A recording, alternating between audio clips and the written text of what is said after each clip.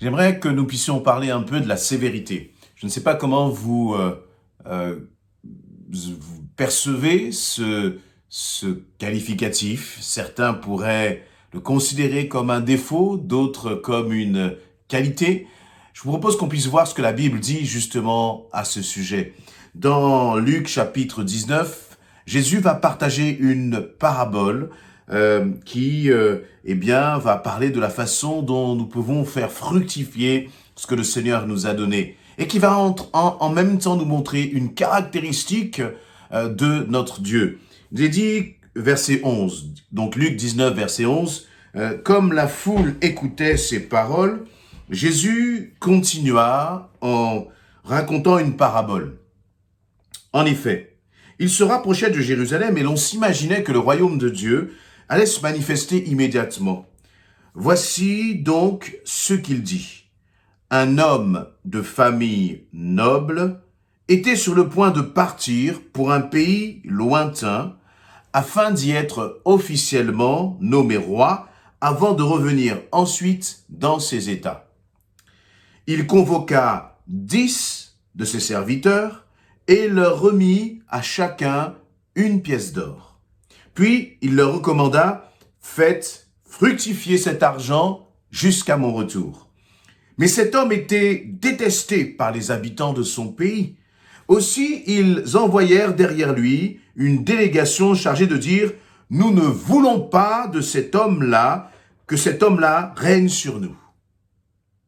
Après avoir été nommé roi, il revint dans son pays et fit appeler les serviteurs auxquels il avait confié l'argent.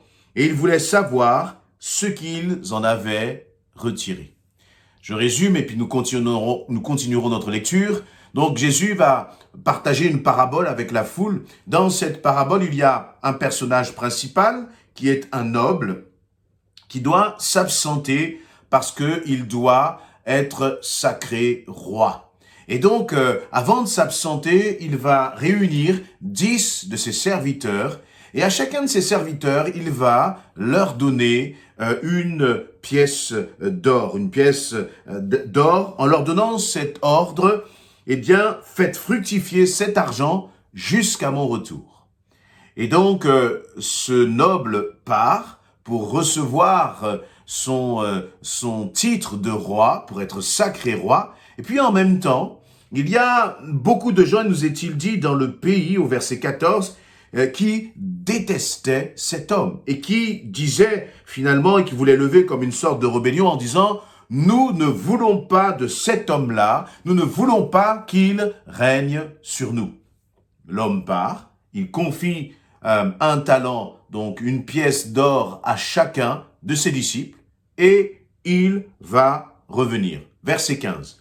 Après avoir été nommé roi, il revint dans son pays et il fit appeler les serviteurs auxquels il avait confié l'argent, et il voulait savoir ce qu'ils en avaient retiré.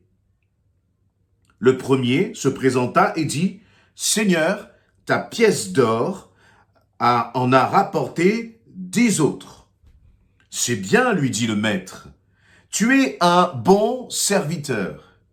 Tu t'es montré fidèle dans une petite affaire, je vais te nommer gouverneur de 10 villes. » Le deuxième s'approcha et dit, « Seigneur, ta pièce d'or en a rapporté 5 autres. » Le maître lui dit, « Eh bien, je te confie le gouvernement de 5 villes. » Finalement, un autre vint et dit, « Seigneur, voici ta pièce d'or. Je l'ai gardée enveloppée dans un mouchoir. En effet, j'avais peur de toi, parce que tu es un homme sévère. » Écoutez bien, tu es un homme sévère. Tu retires de l'argent que tu n'as pas placé et tu moissonnes ce que tu n'as pas semé. Vaurien, dit le maître, tu viens de prononcer ta propre condamnation. Tu savais que je suis un homme sévère, qui retire de l'argent que je n'ai pas placé et qui moissonne ce que je n'ai pas semé. Pourquoi alors n'as-tu pas déposé mon argent à la banque? À mon retour, je l'aurais retiré avec les intérêts. Puis il ordonna à ceux qui étaient là, retirez-lui cette pièce d'or et donnez-la à celui qui en a 10. Mais Seigneur, lui firent-ils remarquer, il a déjà 10 pièces. Eh bien, je vous le déclare, à celui qui a, on donnera encore. Mais à celui qui n'a pas, on notera même ce qu'il a. Quant à mes ennemis, qui n'ont pas voulu que je règne sur eux, amenez-les-moi et qu'on les mette à mort devant moi. Dans ce passage, donc, nous voyons la suite de cette parabole, c'est que le roi va partir, le noble va partir, lorsqu'il va revenir non pas en étant noble, en tant que noble, mais il va revenir en tant que roi. Et puis, il va commencer à demander des comptes au premier serviteur. Et celui-ci va venir vers le roi en lui disant, eh bien, j'avais 1 pièce d'or, eh bien, cette pièce d'or a été multipliée, je l'ai fait fructifier, et en voici 10 maintenant. Eh bien, il a reçu, ce serviteur a reçu une récompense. Il a été gouverneur de 10 villes. Lui qui n'était que simple serviteur est passé maintenant au statut de gouverneur de 10 villes.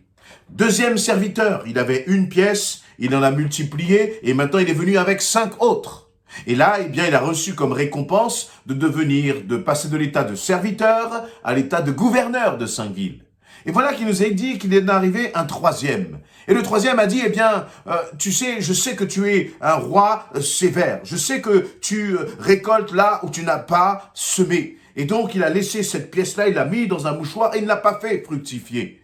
Et le roi a eu un langage sévère à l'égard de ce serviteur qui n'a pas fructifié ce que le Seigneur lui avait confié et il l'a même traité de vaurien. Il lui a retiré la pièce qu'il avait et cette pièce qu'il avait, il l'a donnée à celui qui avait multiplié et qui en avait 10. Et c'est intéressant de voir que dans cette parabole, il y a 3 populations, 3 types de personnes. Et ma question, c'est où est-ce que toi et moi nous nous situons? Premier type de personne, un homme qui a reçu de la part du Seigneur. Cet homme qui a reçu de la part du Seigneur, j'allais dire, eh bien, il a pris soin de ce qu'il a reçu. Il s'est investi. Il s'est investi pour le royaume de Dieu. Il a travaillé pour le royaume de Dieu. Et parce qu'il a travaillé pour le royaume de Dieu, il a fallu très certainement patienter, il a fallu être persévérant, il a fallu faire preuve d'endurance, il a fallu faire preuve très certainement aussi d'amour et de respect pour son maître. Eh bien, lorsque le maître est revenu, il était heureux de montrer au maître ce qu'il avait pu faire en son absence. Et le maître l'a récompensé. Ça, ce sont les 2 premiers serviteurs. Ils ont fait avec ce qu'ils pouvaient, avec les mêmes, j'allais dire, dons au départ, un a multiplié par 10, l'autre par 5, mais tous les 2 ont été récompensés. Et ça, c'est l'image de toi et de moi en tant qu'enfants de Dieu. Nous recevons de la part du Seigneur un don, un talent. Ça peut être dans le chant, ça peut être dans la musique, ça peut être dans des capacités d'organisation, ça peut être un cœur pour l'hospitalité, ça peut être un cœur pour l'évangélisation, ça peut être un cœur pour, j'allais dire, avoir un esprit dans l'excellence, pour le ménage, pour tout ce que vous voulez. Mais nous avons tous reçu quelque chose du Seigneur. Il y avait 10 serviteurs et les 10 serviteurs ont reçu quelque chose de la part du Seigneur. Et toi aussi, tu as reçu quelque chose de la part du Seigneur. Même si tu ne le sais pas, même si tu ne le réalises pas, crois que le Seigneur, toi aussi, il t'a donné quelque chose. Mais ce qui est important aussi de réaliser, c'est que le Maître va un jour revenir. Celui qui était venu là, Jésus en forme de chair, va revenir en tant que roi. Et lorsqu'il reviendra en tant que roi, il viendra pour demander des comptes à tous, serviteurs ou non. Et donc, premier type de serviteurs, ceux qui ont pris soin des choses du royaume, qui se sont affectionnés aux choses du royaume, qui ont mis le royaume de Dieu en premier et qui ont fait fructifier.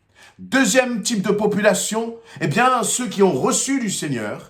Et on pourrait considérer que ce sont des enfants de Dieu, des chrétiens qui ont reçu du Seigneur, mais qui ont négligé ce qu'ils ont reçu.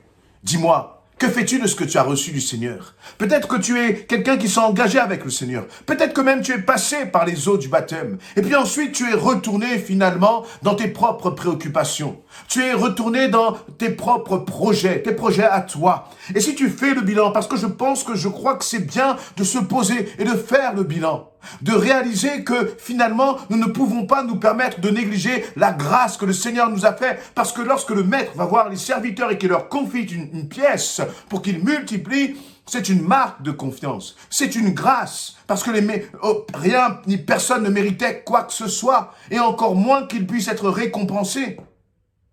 mais le Maître l'a fait. Et le Maître le fait pour toi. Jésus le fait pour toi. Mais que fais-tu de ce que Dieu t'a confié? Que fais-tu de ce que tu as reçu du Seigneur? Parce qu'un jour, il reviendra et te demandera aussi des comptes.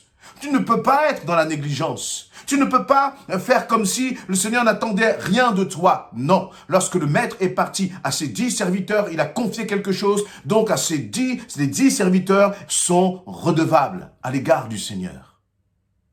Te sens-tu redevable à l'égard de ton Dieu? T'investis-tu pour son royaume et pour sa justice? Et puis, il y a une troisième population. Celle pour laquelle il nous est dit au verset 14 qu'il y avait des hommes qui détestaient ce noble et qui refusaient de l'avoir pour roi. Eux, leur condamnation est déjà là parce qu'ils refusent Jésus-Christ. Et je crois que c'est une population qui n'a pas encore accepté Jésus-Christ. Tu es là et tu te poses des questions et tu refuses que Jésus-Christ soit ton maître. Tu refuses que Jésus-Christ soit ton Seigneur et ton Sauveur. À la place de Jésus-Christ, tu mets tes préoccupations, tu mets ta religion, tu mets ta tradition, tu mets tes propres désirs. Tu crois même qu'il y a peut-être une entité là comme ça, une intelligence comme ça qui plane et tu ne veux pas lui donner de nom, mais c'est Jésus-Christ, c'est lui seul le chemin, la vérité et la vie et il n'y en a personne d'autre. Et Jésus va dire eh bien que ceux-là même ils sont condamnés. Mais vous voyez ce qui est intéressant dans ce passage, c'est que ce chrétien qui ne s'était pas engagé pour le royaume de Dieu, il avait peur d'une chose, c'est de la sévérité de Dieu. Et le Maître, lorsqu'il va revenir, il va lui dire, mais tu savais que j'étais sévère. Si le Maître était sévère, c'est que la sévérité est une qualité. Et d'ailleurs, je prends un autre verset dans Romains chapitre 11, au verset 22, où l'apôtre Paul va dire ceci, considère donc la bonté et la sévérité de Dieu. Je répète, considère donc la bonté et la sévérité de Dieu. Sévérité envers ceux qui sont tombés et bonté de Dieu envers toi. Si tu demeures ferme dans cette bonté, autrement, tu seras aussi retranché.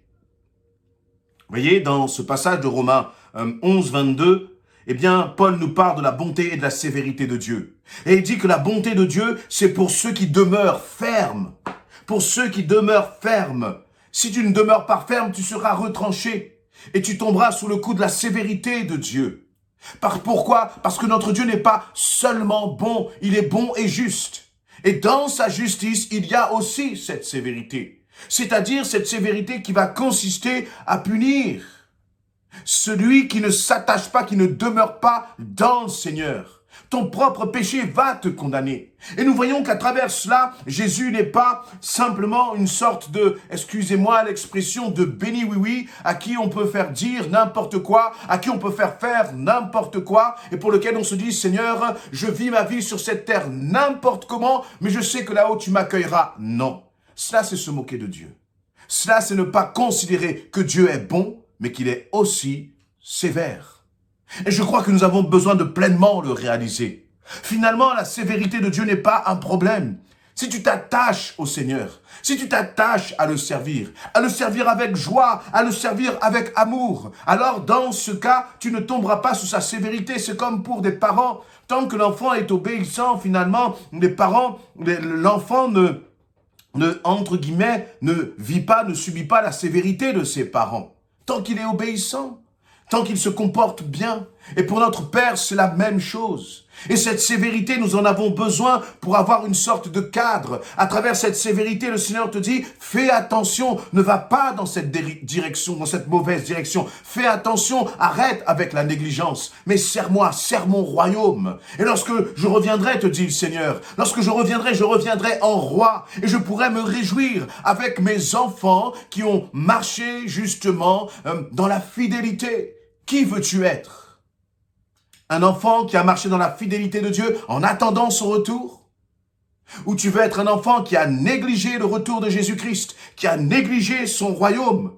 Si c'est le cas, alors tu seras sous la sévérité de Dieu.